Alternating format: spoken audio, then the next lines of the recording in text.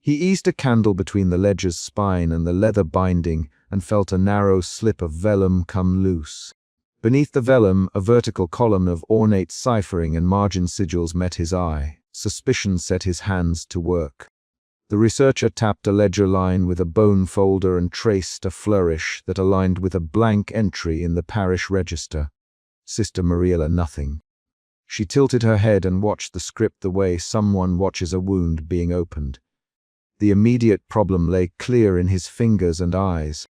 The parish kept names that vanished in plain sight, recorded under ritual notation instead of burial entries. The discovery itself forced a single question into their workroom heir, who had turned executions into liturgy, and that question shaped every choice the researcher would make that night. The researcher closed the candle slightly to guard the page and moved a gloved thumb along the margins, counting the sigils with deliberate slowness.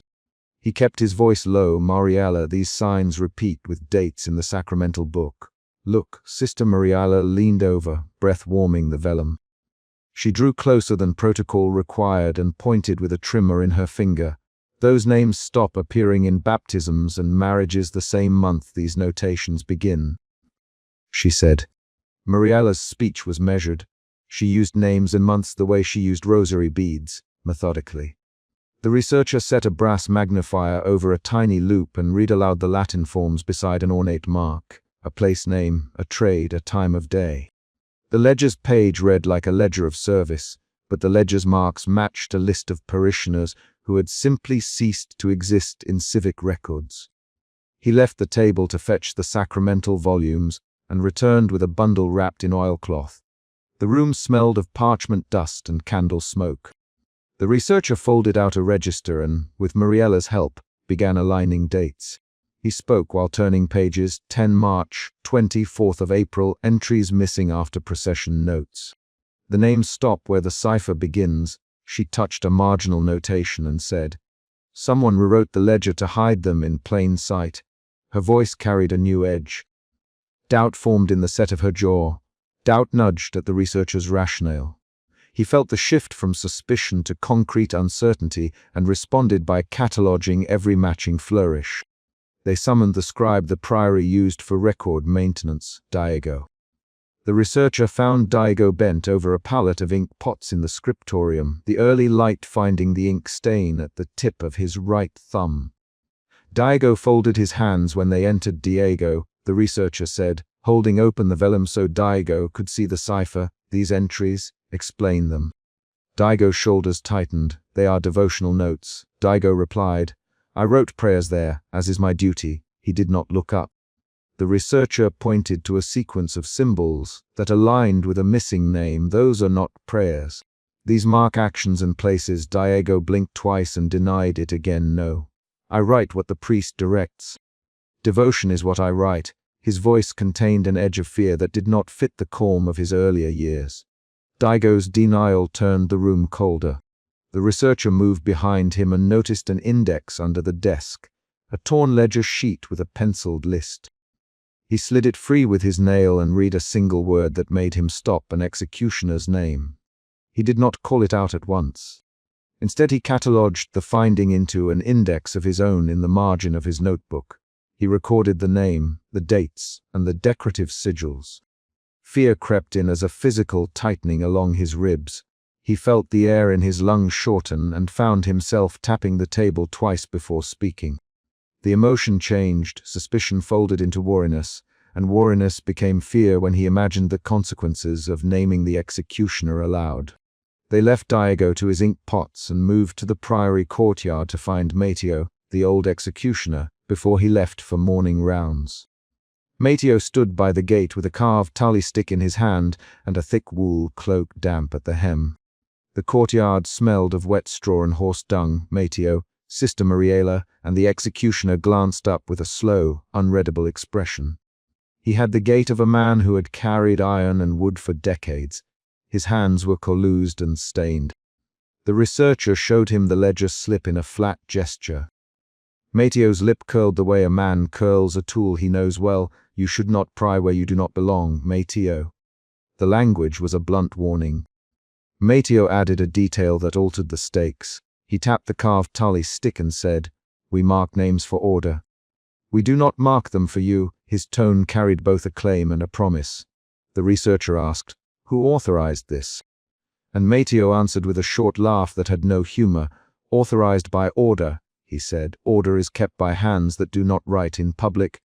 The researcher watched the carved stick, traced the notches with his eyes, and felt a new pressure. A threat at the gate turned the academic problem into a matter of personal danger. He felt the emotion shift again, wariness grown into alarm, and he steeled himself to act quickly. Back in the archive chamber, the researcher and Mariella worked through dawn with a vellum overlay cut to the ledger's page. The overlay allowed them to slide patterns and match ornamentation with printed columns. He laid the translucent sheet on top and rotated it until the sigils aligned with an entry that in spoken form described a method and a place rather than a prayer. "This one maps a rope and the eastern green," Mariella, pointing. "This one notes a fire and 27 steps from the main gate." She read the notations aloud with a voice that kept to facts. Each red detail dissolved any remaining denial. The ledger's ornamental notation encoded methods, locations, and participants. Their discovery moved from likely to proven by pure transcription. They worked in concentrated bursts, speaking in clipped lines and making marginal marks. "Mateo's Tolly matches a column here," the researcher said. "Daigo's hand appears in the flourishes," Mariella answered. "But who writes the index?" The researcher touched the torn index he had found and said, "An index names an executioner. That cannot be accidental." He recorded each correlation into his notebook. The room remained physically unchanged: stacks of vellum, an iron lamp, a long oak table, but every page they turned altered who could be trusted in the priory. Their research attracted attention. Father Alvarez intercepted them in the sacristy before noon, his vestments still fresh with incense, his face flat as a carved stone. He moved from the shadow into the light and asked in a voice that tried for clerical calm, "What do you seek in my records?" The researcher showed him a copied column answers. The researcher said, "The ledger names people who disappear from public record. The notations map methods." "Who authorized this bookkeeping?" Father Alvarez's hands tightened on the ledger. "Those pages are sacred." "You have no right," he began. "We have a right, Mariella," and the word landed like a bell. The exchange hardened into confrontation. The priory heart had just become a battleground between official authority and an investigator who refused to leave empty-handed. Father Alvarez moved to gather the ledger. "Give me that book," he ordered. Mateo appeared then, as if summoned, and stood by Alvarez with his cloak folded close. Mateo's presence removed any pretense of a procedural dispute. The researcher shifted to protect the ledger copy he had made. "You will not remove those pages," he said. "You will explain them." Alvarez answered with one of the rapid lines that changed tone quickly. "You accuse priesthood of murder, you accuse me." The sacristy tightened with voices and metal. Rapid back. And forth followed Father Alvarez. "Tell us who authorized the index." The researcher said Alvarez, who signed for burned ledgers. "Mariella, you put us at risk." Alvarez. "Mateo, the priory keeps order." Father Alvarez insisted. "Order is maintained by God and by law." He added, "Diego maintains records." "Mateo, you cannot say that and expect me to be quiet," Alvarez snapped. The voices accelerated into short bursts. The researcher moved closer to the table and palmed his copied cipher. He heard his own pulse in his ears and noted the physical signs of fear, the tremor of his fingers, the ragged speed of his breathing. The confrontation changed from argument to action when Alvarez reached for the ledger and Mateo moved to restrain the researcher. Hands collided. The researcher shoved a small satchel under his coat and kept his other hand pinned against the ledger copy. In the scuffle, a corner of vellum tore. Ink smudged across Alvarez's sleeve. There was pulling, a strained cry from Mariella, and then a sudden, hard strike that sent the ledger sliding across the floor. The researcher saw Mateo's face as he rose to intercept a hand that tried to seize the book. In the crush of bodies and linen, the researcher pried free a folded copy he'd made in the alcove and shoved it into his satchel. For a beat the sacristy seemed to compress, keening cuffs of fabric, the scrape of wood, An old lamp knocked and gasping into a sputter. Mariella's hand found the researcher's sleeve and gripped it. "Go," she hissed. "Diego will say you stole the page." He pulled free and ran for the back door, boots striking stone. A bell in the belfry began to toll, a low sound that grew as he crossed the yard. He felt breath burning in his throat and ran on instinct until he reached the Priory's alleys where Catalina, the street informant, waited with a hood pulled low. Catalina led him to a damp safe room behind the Priory kitchen. She set a brazier to warm the stone and pushed a crate across the table. "You always bring trouble, researcher," she said with a dry laugh. The researcher set the satchel down and emptied its folded content onto the oak. A copied cipher, smudged ink lines, a single strip of vellum that matched the index. He spread a translucent overlay and began to read the encoded column aloud for both Mariella and Catalina. They watched the letters become method, place, and time. Catalina fingered a name and spoke. "They burned ledgers where I used to trade. I remember the smoke in the market and priests paying men to take pages." Her voice named a concrete memory. The sound of merchants running, a small boy with ash on his face. The researcher noted the detail and wrote it down. "How many ledgers?" He asked. "3 at least. Catalina, 2 more in private collections." The discovery altered their plan from public exposure to preservation and careful dissemination. Doubt returned in the researcher, not whether the ledger encoded executions, but whether their actions could protect the evidence long enough to matter. They argued softly about next steps. "We cannot publish this openly, Mariella. Diego will deny and Alvarez will call it blasphemy. We must copy and hide." The researcher replied, "We must get copies beyond the Priory." Catalina added a practical point. "I can move a copy to the market, hidden in a child's basket. The merchants will take it away from watchful eyes." The group divided labor by action rather than rhetoric. Decisions were made by movement. Who would scribe copies, who would carry them, where they would hide physical pages. The emotion shifted again, fear warily turning toward resolve expressed through concrete, small motions. They spent the afternoon making careful reproductions.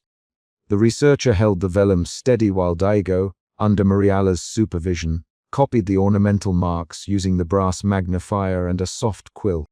Diego's hands trembled less now that the immediate argument had passed, but his jaw remained tight. "Diego," Mariella quietly, "who else knows the index?" Diego met her gaze. He swallowed and answered in plain words. "Just Alvarez and Mateo," he said, "and the one who taught me the cipher years before. His name was Thomas. Thomas died in the winter of the Great Fire, but he taught me how to mark things without calling them what they were." The line altered their understanding. The cipher had origin outside recent decisions. It came from an older practice that had outlived its origin. As dusk fell, the researcher copied a single intact cipher line into his personal notebook and pinned the vellum strip to a map of the region on the safe room wall. He used a small nail and a careful hand. Each tap made a soft metallic sound that measured time. Catalina closed the brazier, and the room cooled quickly. "We preserve this, we do not burn it," the researcher said. "We will move fragments to trusted hands in the city and the port." Mariella checked the pinned cipher and adjusted its placement so the map showed routes and crossing points named in the ledger. The plan had shifted again, from exposure to survival. They made preparations to leave the safe room under cover of night. The researcher packed the copied pages into his satchel, checked the brass magnifier, and secured his oil lantern. Mariella embroidered a discreet stitch into the corner of the vellum so they could identify authentic copies later. Catalina tucked a thin, folded note into a merchant's bundle for transport. Concrete acts replaced debate. Each small movement signaled intent and a decision taken in the face of danger. Before he left, the researcher paused to write one line at the top of his notebook. The executioner's name followed by the ledger page and date. He hesitated, pressed the pen harder during the last stroke, and closed the book with the deliberate motion of someone sealing a letter. He had resolved to keep the ledger alive in pieces, to scatter its truth where hands that did not belong to the Priory could read it. The last action of the chapter was not a reflection, but a physical pin on the map. He drove the small nail through the vellum strip and into the paper, feeling the resistance of fiber and iron. He looked at the nail set against the mapped roads, listened to Mariella breathe in the next room, and left with the knowledge that the ledger's authors still watched. He tore the ledger from the parish clerk's fingers, and the chained book scraped the wood of the reading table in a harsh, high sound. Suspicion tightened his jaw as the occult researcher turned the open page and touched a fresh slip tucked at the spine. The slip carried a neat column of cipher marks and a small ritual sigil inked in the margin. "What are you doing with that?" the clerk demanded, and his voice hit the room like a struck bell. The ledger listed a date. The ledger listed a name. The ledger listed a sacramental rubric adjacent to a notation that resembled a tali. The problem was obvious. The folio translated death into parish bookkeeping, and that corruption sat under the cleric's palm. He had come that evening expecting catalogue cards and dust. Instead, he found a ledger that smelled of recent wax. The occult researcher did not reach for a light at first. He kept his hands visible, slow, the way a man who had spent decades reading poverty and sin in handwriting does when he does not want to startle a keeper. He looked at the clerk and then at the chained binding. "Show me where you found this," he said. The clerk's fingers tightened on the ledger rim. The first shift of feeling passed through him. Suspicion moved toward guarded caution as the clerk hesitated and then muttered, "In the locked chest under the chalices." The researcher had felt suspicion in the spine of the earlier folio he had found in the last visit, the ledger of ashes, where a vellum slip had fallen loose and revealed coded columns beneath the vellum. He remembered lifting that thin sheet, remembering the exact way the vellum slid and left a circle of lighter leather.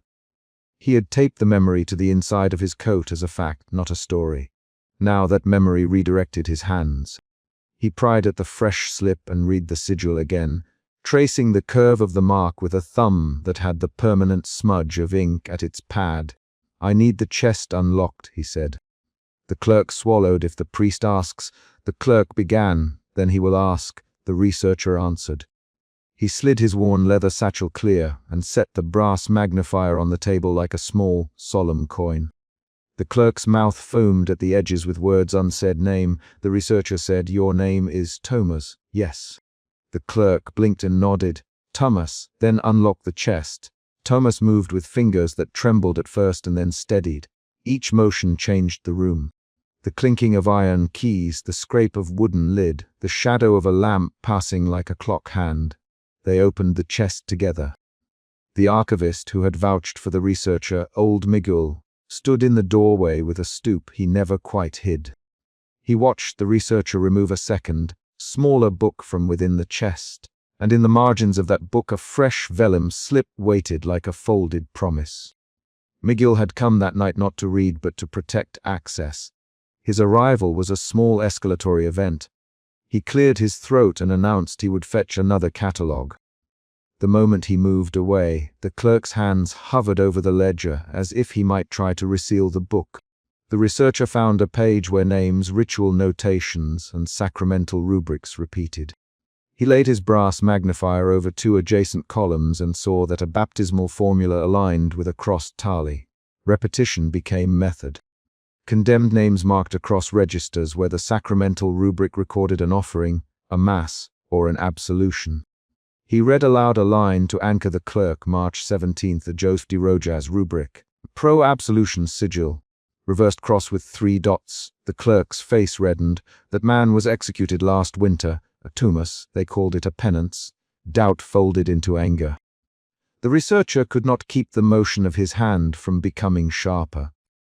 He closed the ledger slightly and tapped the page with a bone folder until the sound cut the small room. "You know what this does," he said. "It hides lists of names as sacramental acts." Thomas swallowed and pushed back. "We follow orders," he said. Miguel returned then with boxes and the new tension widened. The presence of another witness rearranged what could be said. The researcher watched Thomas's lips. The clerk's knuckles whitened on the ledger chain, as if he held a sin he had not named. The second shift of feeling moved him from anger into an acute, cold fear. Fear at institutional design. McGill murmured, "This cannot be shown to the priest without cause." His voice carried the weight of the archive, years of catalogue rules and small compromises. "But without cause they'll take the ledger for the Inquisition." Thomas's breath shortened. "If they take it, they'll seal it," the clerk said. "If they seal it, no one sees the names again." The researcher looked at both men and decided to perform a small calculation of danger. He needed a way to prove the ledger's meaning without handing it to those who would bury it. He slid his magnifier a millimeter, then another, measuring time as precisely as he measured ink strokes. They worked side by side for a long hour.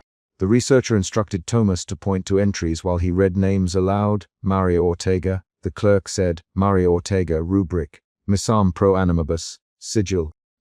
Triple notch. He spoke and the syllables matched documents the researcher had remembered. A burial listed in the civil rolls, a mass in the parish register, and a ledger entry that used the same notation. They wrote the ritual for their paperwork. The researcher said, "They made killing part of the liturgy." Thomas's voice broke when he said, "Do you mean they called the executions offerings?" The researcher answered by tapping another column until the notation lined with another name that appeared in a distant parish list the researcher had copied last month. An external arrival shifted the room again. The suspicious priest stepped into the antechamber with an old candlestick in one hand and an expression like an indictment on his face. He had the hairline pallor and robe of men raised to ecclesiastical convenience. "What is this commotion?" he demanded. The researcher closed the ledger with deliberate slowness. Don Mateo Miguel, meeting the priest's gaze. "This gentleman examines our registers by agreement." Don Mateo's eyes slid to the ledger chain. The priest took one step closer. "By whose agreement?" he asked. Thomas opened his mouth and then shut it. The priest's shadow lengthened like a claim across the table. His arrival raised stakes and altered what each man could say. "Don Mateo, for custody. This book belongs to the church," he said. "You do not understand canon law." The researcher looked at the priest and then at Miguel. "It belongs to the parish," Miguel replied. "It belongs to the archive." The priest's face hardened. "The Inquisition will decide who holds it," he said. The researcher met Don Mateo's eyes. "If the Inquisition decides," he said, "they will do what the Inquisition always does. Silence records that trouble the ritual of power are back." And forth began short lines, concrete and sharp. "Don Mateo Miguel, you will not seize this book without cause. Cause will be given to protect the faithful." Don Mateo answered, "Thomas, you called me." The clerk stepped forward. "No, father, I did not call you. Thomas faltered. His hands went to the chain and then to his throat. "Thomas," the researcher said softly, "what did you try to hide?" Thomas's reply came in a staccato breath. "I did not hide it on purpose." The conversation became an argument of authority. At least 3 exchanges moved like a short, sharp blade. Miguel pushed. Don Mateo countered. Thomas pleaded.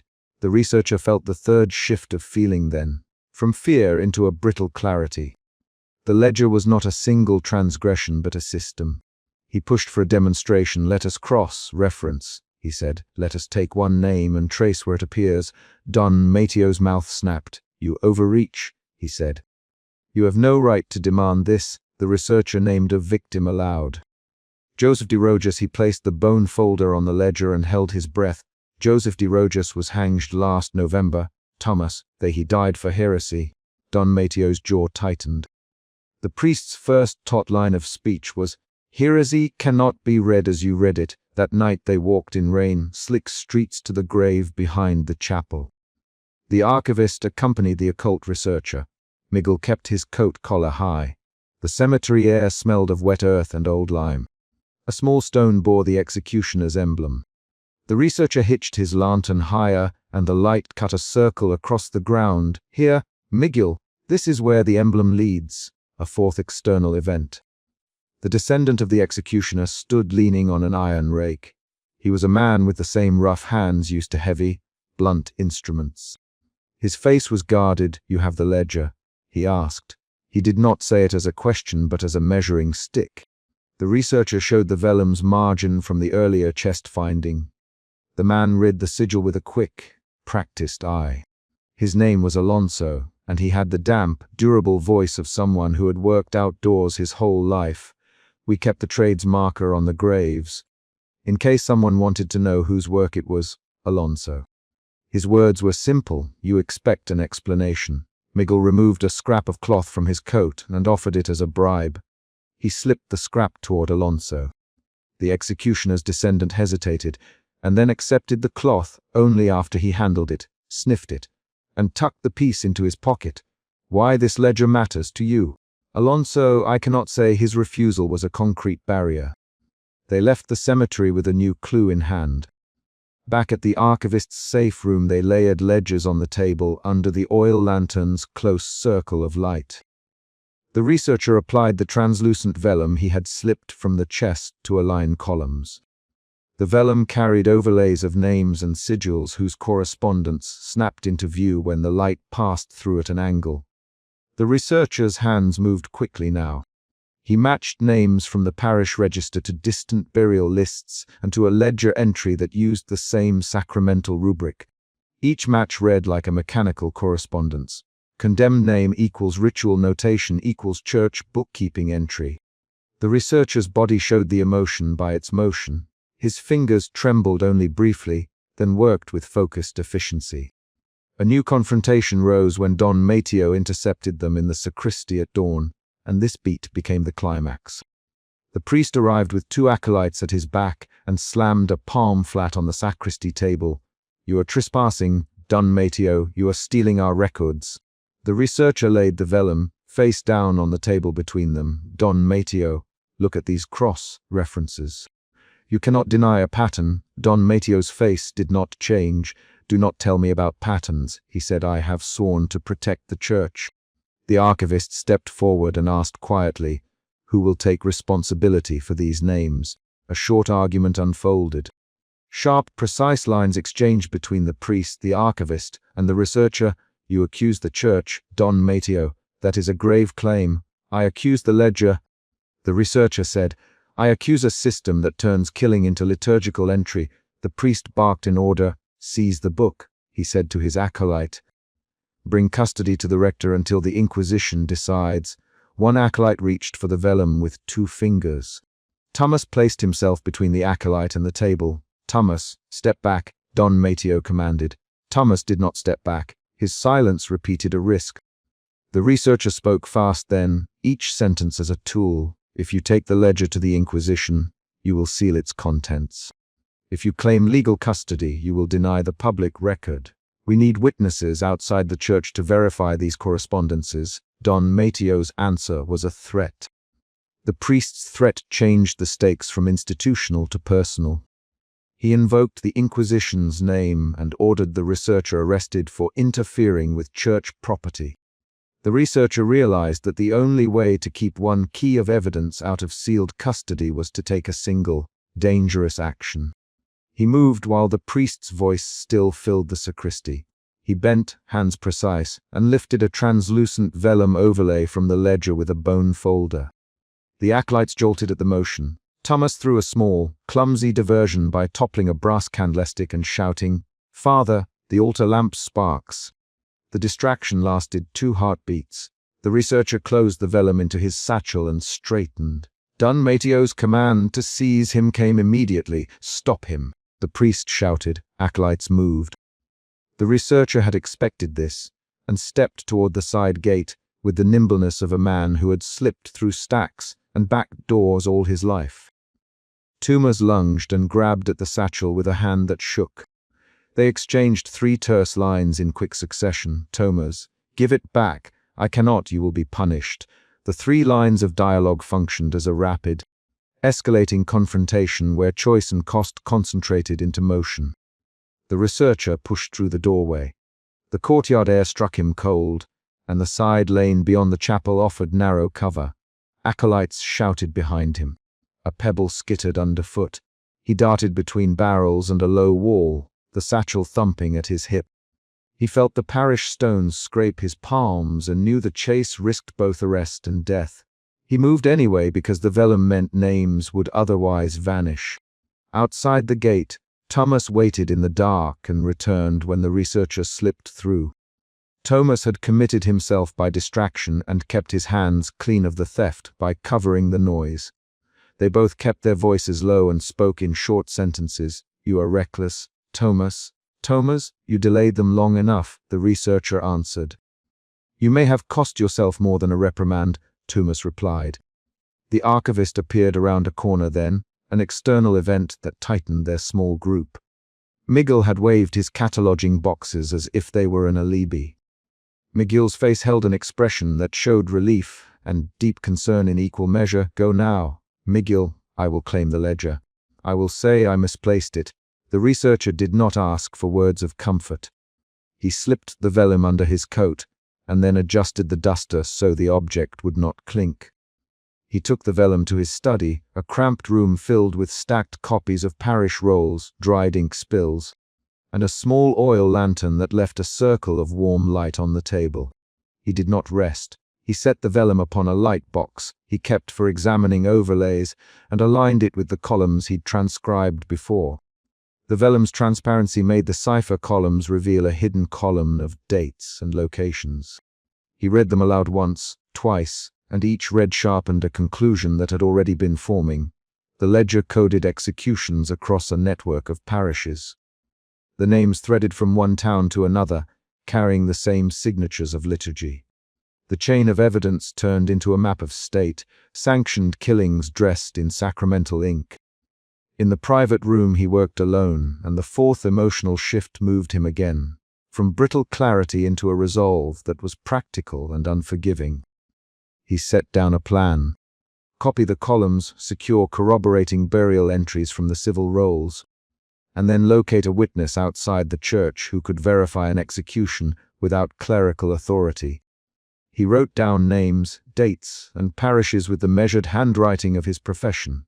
He marked 3 names that appeared in multiple registers. He tested one cipher pattern with the vellum and found that a single type of ritual rubric consistently equaled an execution entry. This discovery supplied a concrete twist. A column in the ledger that he had overlooked revealed the hand of a parish scribe who also worked occasionally for the Inquisition's clerks. The scribe's unique shorthand appeared in both parish and Inquisition documents. That connection changed how he now understood the ledger. The ledger was not only local concealment, but part of a broader bureaucratic laundering of death. He looked at the brass magnifier and then at the ink smear on his right thumb. The physical markers in the room anchored his mood.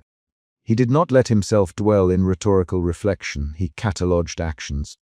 Contact a secular magistrate in a neighboring town, obtain civil burial records, and try to locate the scribe's shop.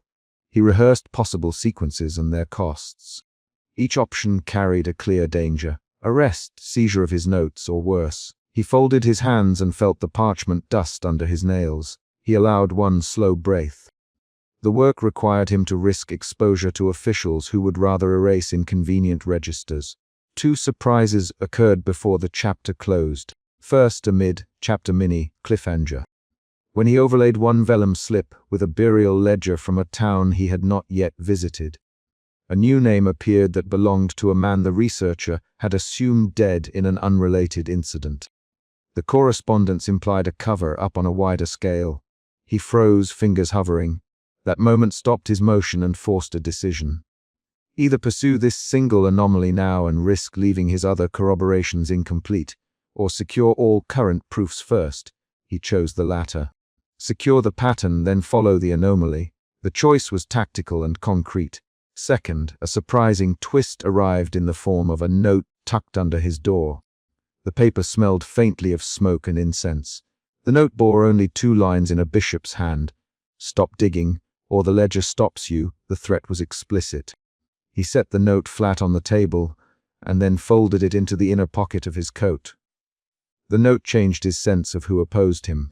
It was no longer only the parish. The reach included higher clerical authority. He wrote 3 names into a new sheet of paper and placed them into an envelope addressed to a magistrate he trusted in a neighboring town. He sealed the envelope and then folded the vellum into the satchel again.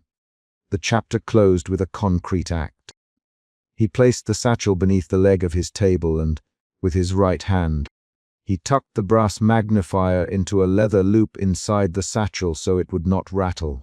He stood, adjusted his heavy wool coat, and then locked the study's outer door. As he turned the key, someone knocked once on the outer door. He froze, hand on the key. The knock was precise and impatient. He had choices in that single second: answer, deny, or create a new alibi. He picked up the satchel. He set his jaw. He moved to the door and opened it just enough to look through the iron grate. A figure stood on the threshold, hood up against the cold. The figure's face stayed shadowed. The man on the threshold spoke 3 short words. "Did you find it?" The researcher answered with one line he had prepared for such a night. Yes. He slipped the satchel farther into his duster and then stepped back into the study, closing the door between him and the person outside. The final beat of the chapter tied to a physical event. The ledger's overlay was safe in his possession. The parish still claimed legal custody. Don Mateo had invoked the Inquisition, and an unknown man just asked if the researcher had found it. The scene left a tangible aftertaste of danger and a clear trail to follow. He set the vellum on the light box one last time and, with a precise, steady hand, began to copy the first corroborated column onto fresh paper. The occult researcher moved from suspicion to guarded caution, from anger to fear, then into brittle clarity and a determined resolve. Each emotion pushed him into a specific action: seizing the ledger, confronting Don Mateo, stealing the vellum, and copying the first column by lamplight. Those choices resolved the chapter's immediate conflict. He secured evidence sufficient to prove pattern, and he escaped custody with a key artifact. The chapter ended on a concrete knock and a single spoken word that demands the next decision. Yes. He leapt onto the cart and wrenched a chained book free as flames licked the bundle of ledgers. Suspicion tightened his hands around the leather binding. He felt the same knot behind his ribs that had guided him through the dust and marginalia since the first vellum slip. The executioner's apprentice cried out and the cart jolted. He shoved off the cart's side, held the book to his chest, and ran toward the riverbank where the pyre's glow ate at the fog. He had chased suspicion before. It had sent him into parish chests and midnight vaults, made him pry at bindings until manuscripts gave up hidden slips. Now suspicion pulsed with a new cadence. The ledger's cipher aligned with feast days and names, and those names matched disappearances. He reached the embankment and pressed his palm to the ledger's page, feeling the fresh smoke and the tack of ash. The cipher column began with a saint's name. The adjacent marks read like dates, then a list of names in a shorthand. He had learned to read through marginalia and practice. The problem was no longer academic. A life, possibly several, hung in the ledger's columns. The outsider among the onlookers, he moved with measured speed. Esteban the executioner stood at the pyre, his profile hard against the flames. The apprentice worked the bellows, shoulders tight. The researcher's breath showed in the cold air. He thumbed the vellum where a slender slip had been folded in 2. He nothing at first. He always watched faces. Stop. Widow Mariana's voice cut across the clamor from the crowd, raw and immediate. She had arrived with 2 neighbors and walked straight to the cart. "Stop that fire," she shouted. "Those are records." Her hands trembled on the chain that once bound her husband's papers. Her fingers smelled of river mud and boiled cloth. The researcher glanced at her, then at the ledger, then back at Esteban. Esteban answered with a hard laugh and a gesture. "Don't raise a fuss, woman. These are old parish things. Burn them and be done." He used the parish phrase for disposal and looked at the apprentice for agreement. The researcher moved forward. He did not shout. He set the ledger on the cart's rim and opened to the ciphered column. Candlelight ink near the margin, a cross mark, a small sigil, a series of vertical ticks. A name, curled in a clerk's neat hand, had been crossed by a different hand in red. The researcher tapped the line with a bone folder from his satchel, a tiny audible sound against the leather. He had not expected confrontation at the river. The plan had been quiet copying and retreat. The ledger's presence here at a destruction meant to erase evidence, forced choice. He looked to Widow Mariana. "Mariana, what happened to Raphael?" he asked, keeping his voice low. Mariana's mouth tightened. "They claimed he fled." Don Alvarez wrote he took to the road. I know he didn't. I saw the rope marks on the door. Her voice stopped on a jag. She touched the ledger as if to anchor herself. The researcher read the crossed red mark and the saint's feast beside it. He had catalogued earlier slips in a cold room lined with chests. The pattern had been ignoring certainty. The ledger at the pyre confirmed it. Executions recorded as commemorations. The stakes rose from curiosity to an urgent attempt to save a life. They argued with Esteban. The apprentice hesitated and looked at his master's hands, collused and steady. The researcher kept a firm tone and a flat eye. Esteban, he said, these are not parish inventories, these mark people. These mark deaths scheduled to the church calendar. He pointed to an entry near the fresh edge. Esteban's jaw tightened. You make wild claims. I burn what I am ordered to burn. Where is Serrano? Who gave you the right to question this? He shifted the bellows with his foot, dust flying. The crowd murmured. Mariana called names, Rafael, Isidro, and voices turned sharp. The apprentice stepped forward, then back, torn. At that split-second hesitation, the researcher slipped the ledger beneath his coat and climbed off the cart. They moved inland toward the parish, ledger heavy against the researcher's ribs. He did not speak until they reached a lamp-lit doorway. His hands smelled of smoke. His thumb bore a smear of ink he would not wipe away. He thought of the vellum slip he had found beneath the ledger's spine earlier, the thin folded margin with ciphered columns. Memory of that small discovery guided his fingers as he set the book on the parish office table. Don Alvarez sat with a ledger in front of him, a figure of careful habit. The parish clerk's hands, ink, stained and steady, had catalogued baptisms and tithers for decades. He reached for the chained book as the researcher put it down. Don Alvarez, this ledger was nearly burned. Explain what these columns mean. The researcher's voice was measured. He wanted words, not violence. Don Alvarez's fingers faltered over the chain. His face reddened like a man caught removing a coin. It is parish business, he said. We keep records. There are many slips. Mistakes happen in binding. His knuckles clicked against the wood. Widow Mariana slammed a fist on the table. Mistakes. Rafael's name is here, and you wrote he fled. Don Alvarez, you wrote he fled and gave his name to Serrano. Her eyes were wet, fixed on Alvarez. A short, fast exchange followed. Don Alvarez, the researcher said, who wrote the red marks? Not I, Alvarez answered. I bind what I receive. If someone else altered a line, I cannot say. He avoided the researcher's gaze. The tension narrowed the room. The lamp's oil stuttered. Mariana pressed forward. Mateo found a slip. He found the names. Why burn them now? She demanded. The researcher watched Alvarez's fingers. He knew the clerk's habits, careful script, a tendency to note feast days in the margin with a neat cross, an ink blot when anxious. He also remembered the harsh scrape of a ledger when he had taken it from the clerk's hands in the earlier chapter. The memory gave him concrete points to press. Alvarez stammered. Mateo is a new hand in the vault. If a ledger had slipped, perhaps, he left the thought dangling like a thread and would not pull. Widow Mariana stepped close and spoke slowly so the clerk could not hide in his official tones. Don Alvarez, did you write that Rafael was gone? She asked. Tell me the truth. If you lie, I will name the men who took him. The threat was open and legal. Alvarez swallowed. I wrote what I was told.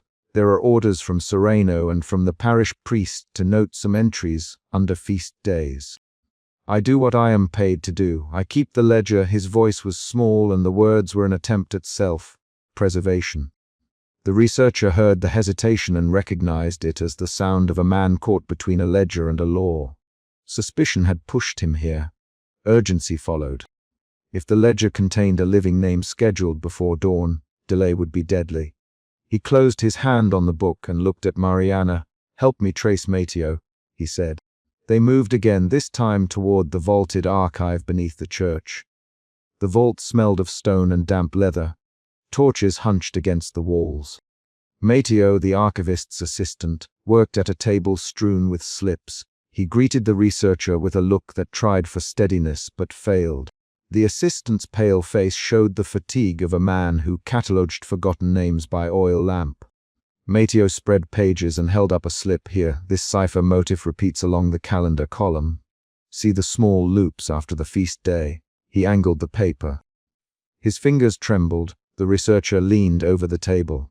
He traced the loops and then the vertical ticks that followed. He found a fresh entry, ink not yet set, a name marked under the dawn of a saint's feast.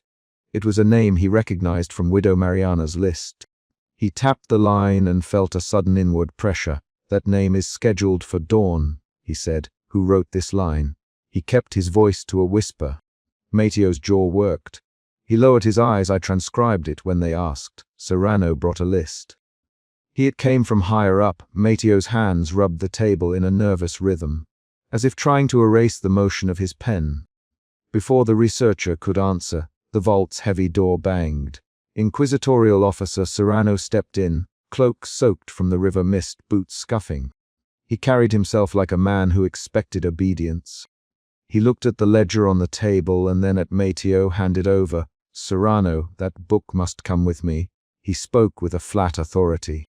His eyes were the flint of a man who had given orders and seen them obeyed. The researcher set a palm on the ledger. This is evidence. You cannot simply remove it. Matteo, who told you to transcribe the names? He asked, forcing clarity.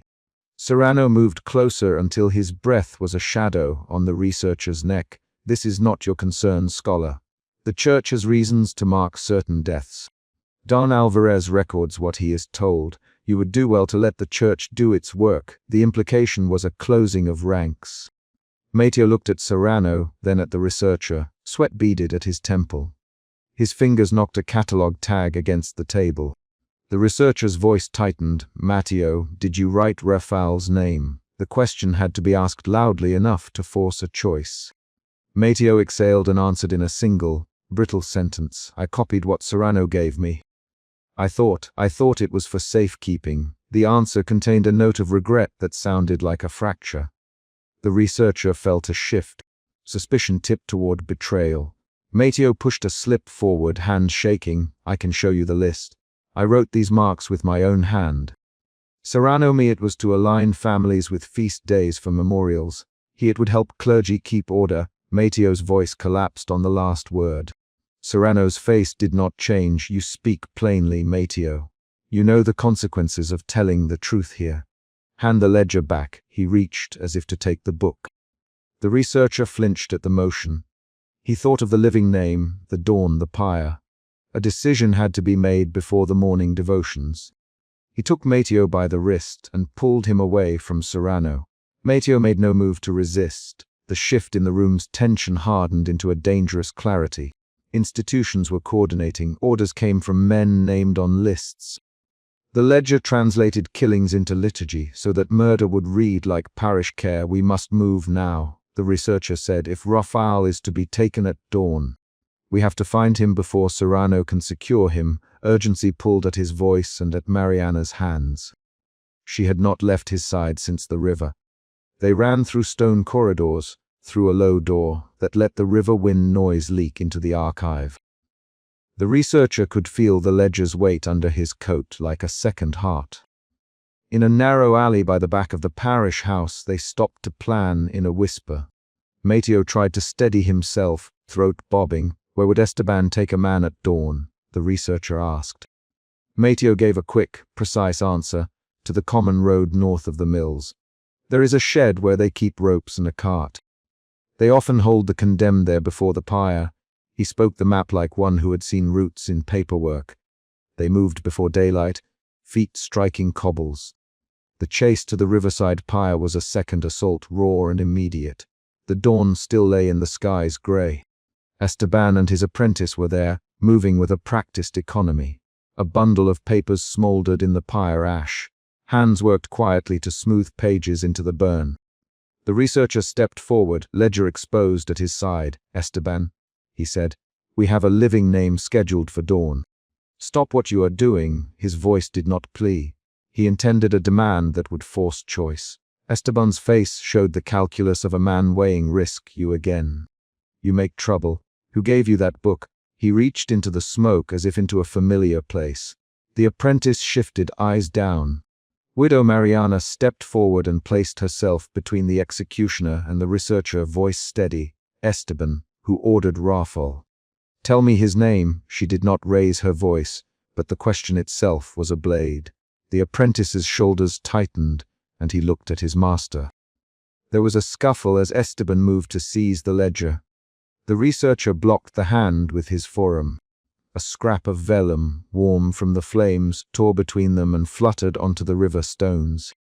The apprentice shoved Esteban, and the older man stumbled, anger flaring. "Stop." The researcher shouted, "We will not let you burn these. Let the people see what you hide." He felt the crowd's attention like a pressure. Esteban's reply came as a low, almost conversational sentence. "You would expose Serrano and the priest. Do you know what that means?" He gripped the edge of the ledger as if to prove his point. The scuffle pulled other men forward. A young voice, "Apprentice," split the air. "They are named in the lists. Tell them to Serrano if you wish, but we obey orders." His words were a confession and a shield. At that moment, a messenger ran up from the church. "Serrano is coming with the priest. They command you to cease." The messenger's breath came like wind through reeds. The balance shifted. The crowd's murmurs spread into a chorus of fear. They retreated toward the church, ledger clutched, the researcher planning every step. The dawn light slanted through the nave and found the altar like a blade. In the sacristy, the priest stood with Serrano. The two men looked as if they had been waiting for this very ledger.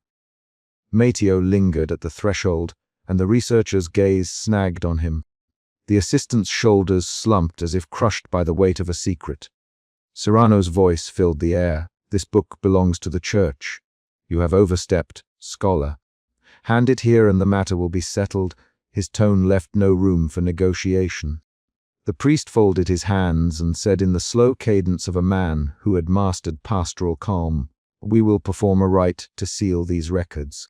It is for the peace of the parish." His words read like an official note. The researcher watched Mateo's face. He had seen the assistant's hands shake while copying the cipher. He had seen the little catalogue tag slide over the table earlier like a metronome of guilt. He stepped toward Mateo and said quietly, "Mateo, did you give them access to the ledger?" The question required nothing but truth. Mateo's eyes darted between the ledger and Serrano. The assistant pressed his palm against his chest and then let it fall. They came at night. Serrano the bishop demanded privacy. The ledger was to be kept for the church's use. Mateo stopped, as if the next word might become a weapon. Serrano moved like a man who expects loyalty and has rarely been denied it. He stepped forward and used an institutional gesture, one that transformed the room's air from a place of dispute into one of command. "Then you must give the ledger. For the parish's safety, for the sinner's peace, for God." The litany relied on ritual language to thin resistance. The researcher saw the pattern and the pivot of power.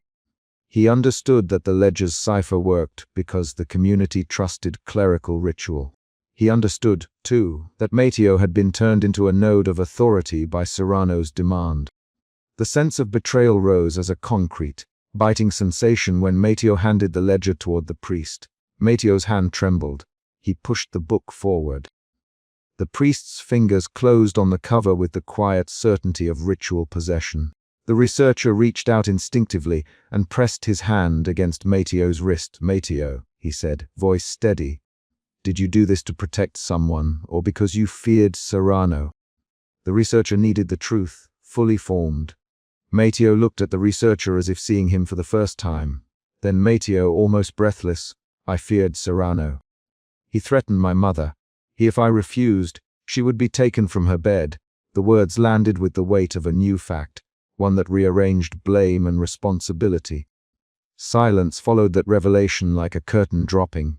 The priest tightened his mouth but did not speak. Serrano's jaw worked. The researcher felt the emotion shift. Suspicion curdled into betrayal and then into a cold, strategic pity. Mateo's betrayal was not born of malice but of coercion.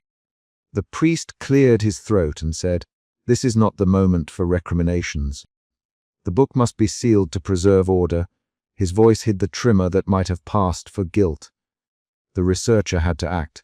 He pushed past the priest and leaned over the table. He used the small brass magnifier from his strap and read through the partially burned column.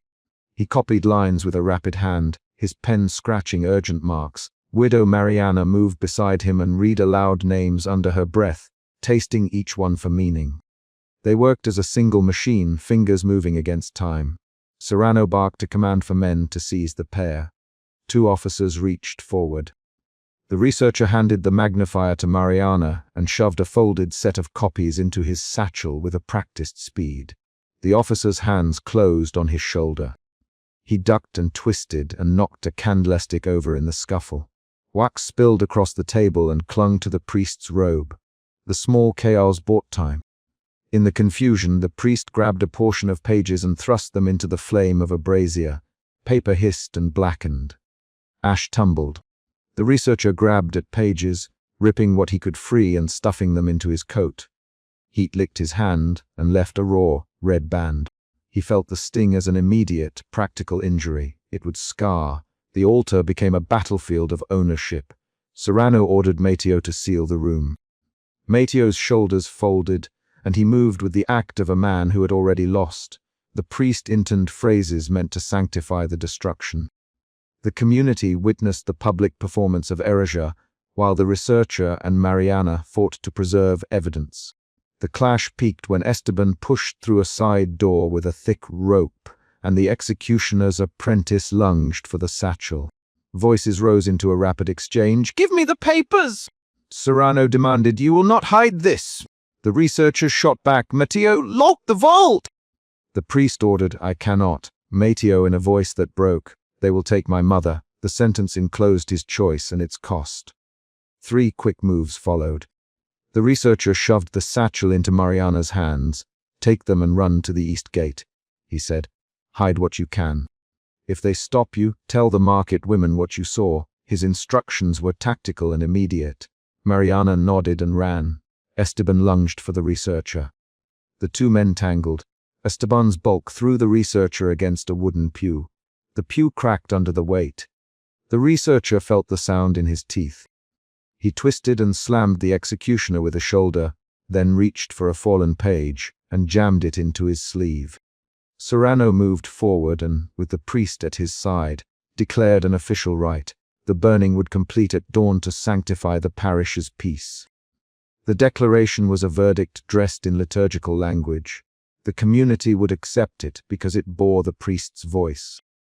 The researcher, pinned under Esteban's arm, tasted the bitter clarity of defeat. After a final scuffle, they were forced outside. The ledger had been partially burned. A corner remained intact. The researcher and Mariana had managed to salvage several pages, and Mateo had handed over a list of names he had copied in a moment of contrition. The copies the researcher had hidden in his satchel were soaked with wax and smoke but legible. They fled to a safe room the researcher had prepared months earlier beneath a back stair. The air there was close and smelled of old paper and oil. He set the salvaged pages on the table and began to transcribe with slow, exact strokes. Mariana sat opposite him and read names aloud slowly, fingers following each line. The ritual marks that had turned murder into memorial now lay exposed as paperwork and order. They worked in silence for a long stretch, broken only by the scrape of pen and the bucketed breath of 2 people pressing against a newly revealed apparatus. Outside, the church bell rung for first prayers, while inside they copied names that meant life or death. The researcher felt the emotion. Shift move again. Urgency eased into grim resolve. He kept his sentences short and his pen moving. Mateo knocked once at the trapdoor and slipped in, face pale as unburned parchment. He held his hands up and did not speak until the researcher stood. "I have given you what I could," he said. "I could not stop them when Serrano came. But I kept a copy in my shirt and folded it into the pocket of the priest's habit when he reached for the book. I thought if I touched him he would not notice." His voice contained a tremor that was not argument but an admission. The researcher looked at Mateo. "Why did you help us now?" he asked. Mateo turned his eyes away to the window. "Because they took my mother this morning to the hospital ward as a precaution," he said. "She was beaten for a debt she did not owe. Serrano, I must cooperate if I wanted her released. I thought I could keep her peace hidden. I thought I could help later." His words were a sequence of small, painful decisions. Mariana interrupted, voice raw. Mateo, you could have stopped Raphael. You wrote his name. Her sentence was blunt, and the room shifted under the weight of accusation. Mateo lowered his head. I tried to refuse, but Serrano brought the bishop's notary. He promised me wages for my mother. I believed the promise. When I saw you at the river, I wanted to help, but I was trapped. The explanation was not an excuse, but a fact. The researcher placed a hand on Mateo's shoulder. He felt the man shudder like a reed. He chose not to fix blame in a single gesture. Instead he said, "We will use what you have saved. We will send copies to those who will read them and remember the names." His words were a plan, a pragmatic contract. They worked through the morning, copying cipher lines onto thin vellum and sealing them into a tube that could be hidden in a merchant's cart. The researcher numbered each copy and wrote a short note. Names, dates, and the fact that the ledger recorded executions as feast commemorations. He sealed one copy inside his satchel, and another he entrusted to Mariana with a precise instruction. Find Don Miguel at the fish market and give him the strip if he will help. Before midday, the researcher took a final look at the ledger remains. The burned edges curled like a dark crown. The priest had saved some pages for the record. Serrano had taken a selection of entries for official safekeeping. The researcher knew they had not won a legal victory. What they had achieved was different. They preserved the mechanism in 3 separate hands and 2 separate copies that could be dispersed. Mateo left with them when he could, walking slowly toward his mother's ward with an uncertain face. Mariana clasped the satchel with both hands and set off to the market with the copy tucked against her chest. The researcher stayed in the safe room a while longer, sorting the copies and pressing small weights onto the pages to flatten them. He cleaned his burned hand in cold water and wrapped it with a scrap of cloth. The skin puckered where the flame had touched it. It would scar and remind him of the physical cost of proof. He sat with the ledger fragments and thought of the parish's routine: bells, feast days, processions. He thought of how ritual could disguise atrocity when clerical language renamed a killing a memorial. He had traced the cipher motifs, followed the marginalia, and watched the network of orders move from ink to action. That understanding had cost him a burned palm, a tussle with an executioner, and the knowledge that many ledgers remained hidden. The chapter closed on a precise, concrete decision. He folded the final copy into a small parcel, wrapped it in oilcloth, and placed it inside his worn leather satchel. He locked the satchel's brass clasp and felt the small double clack of metal. Then he lifted the satchel, slung it over his shoulder, and walked toward the stair where Mateo had disappeared. His thumb brushed the small bone folder in his coat, an anchor to exactness and habit. He pulled the trapdoor closed behind him, set the wedge in place, and left the safe room. Outside, the parish bells struck their hour and men marched in official duty down the lane. The researcher moved through them as a single determined figure, a ledger's echo in his satchel. He had preserved names and exposed the mechanism. He had not stopped every execution. He had not unmade the network of orders. But he had turned a ledger's cipher back into a list of living things.